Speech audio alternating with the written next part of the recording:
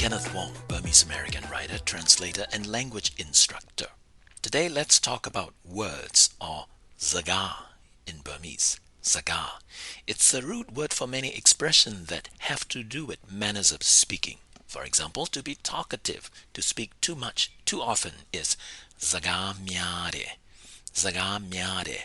The opposite, to speak very little, to be the quiet type, man or a woman of few words, is zaga nede. Zaga nede. Let me give you an example. ကျွန်တော်အမေကဖော်ရွေတယ်စကားများတယ်ဒါပေမဲ့ကျွန်တော်အဖေကအေးတယ်စကားနည်းတယ်ကျွန်တော်အမေကဖော်ရွေတယ်စကားများတယ်ဒါပေမဲ့ကျွန်တော်အဖေကအေးတယ်စကားနည်းတယ် My mom is a bubbly talkative type but my dad is a quiet type man of few words If someone speaks harshly rudely that's zaga chande or alternatively apyo chande or bazat chande. Zaga chande, apyo chande, bazat chande, they all roughly mean the same thing. They all pivot around the verb chande, to be harsh, to be rude. In zaga chande, you are saying the words are harsh. In apyo chande, you are saying the manner of speaking is harsh. And in bazat chande, you are saying foul mouth. The opposite of that is zaga chode or apyo chode. Zaga chode, the words are sweet. Apyo chode, the manner of speaking is sweet. Both of that means this person is able to speak diplomatically, politely, gently bring up difficult subjects.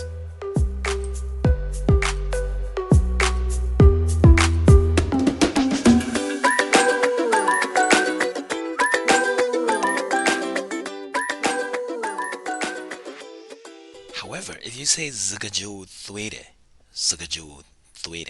that carries a negative connotation. It means to persuade, to sweet talk someone into doing something.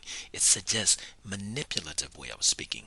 For example, tuပြောတာကိုမယုံနဲ့နော်စကားကြိုသွေးနေတာ tuပြောတာကိုမယုံနဲ့နော်စကားကြိုသွေးနေတာ Don't believe what he's saying. He's sweet talking you, manipulating you.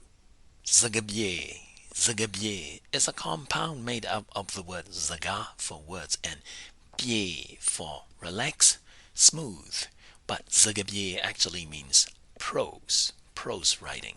For example,ကျွန်တော်zagabyeလဲဖတ်တယ်ကြပြလဲဖတ်တယ်ကျွန်တော်zagabyeလဲဖတ်တယ်ကြပြလဲဖတ်တယ် I read both prose and poetry. A word that sounds slightly similar but quite different is zagabien. Zagabien. It combines the word zaga for words with bada bien to translate or interpret. So zagabien is someone who translates, someone who interprets, an interpreter or a translator. Zaga chude. Zaga chude is to fish for information, to get somebody to talk about something they may not want to talk about. The key is in the word chude. It's a verb that means to pluck, as in plucking fruits from a tree, a thi chude, or to siphon water from a bucket, like ye chude. So zaga chude, literally to siphon words, but it means to fish for information or to make somebody talk about something. Similarly, if you give a sob story to get people to feel sorry for you, you are drawing tears, inviting tears, siphoning tears.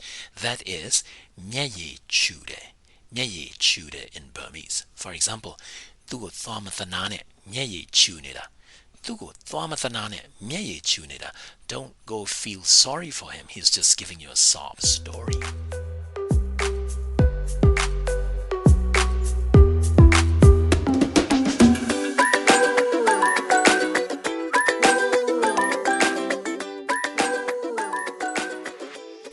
Zaga londe, apyo londe.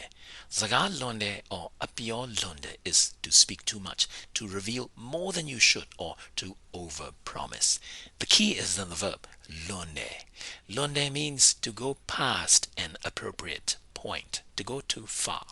Usually by the time you realize it, you have already spoken what you shouldn't have. So the common expression is zaga lonwabi, apyo lonwabi. If you say apyo loewabi, or apyo madwabi, That means you said it wrong, it didn't come out right. That's not what you meant. The key is in understanding the verb luere. It means to miss the mark. And then there is zaga palenkande or zaga chide. Zaga palenkande or zaga chide is to use a prelude or preliminary talks that will lead to the main topic. For example, you don't want to ask for money right away. So you start off by talking about how expensive things are and how little your job pays you. Someone who knows what you're doing will say, "Tu pasan chibo zaga palenkande bi, zaga chine bi." He's laying the groundwork to us to borrow money from you. The interesting thing to note here is the use of the word palen. Palen. Palen is usually throne, by the way, but it also means just a high place or a platform. So think about zaga palen kande as using words as a platform or a step to raise a topic. People might also say zaga pionire. Zaga pionire.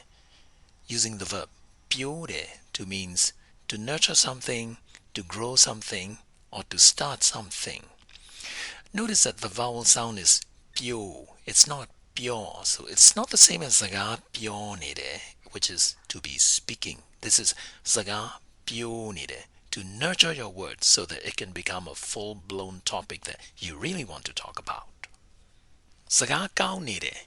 Zaga kaunire means the conversation is lively, is going well, nobody wants to stop. Zaga kaunire mapyanjin debu. Example, zaga kaunire mapyanjin debu. We're deep in conversation, we're deep in our talk. I don't want to go home yet. The opposite of that is zaga pyayarome. Zaga pyayarome. The key is in the verb pyate, to cut off. Zaga pyayarome, I'd better cut off the conversation or end the talk, which is what I need to do before this episode gets a little too long. So the next time you speak to your Burmese friends, learn to zaga palenkan if you need to bring up a thorny or pesky subject, and zaga malunzene. Make sure you don't overpromise anything. That's it for this episode on words or word-related expressions. See you later. Now my dream man.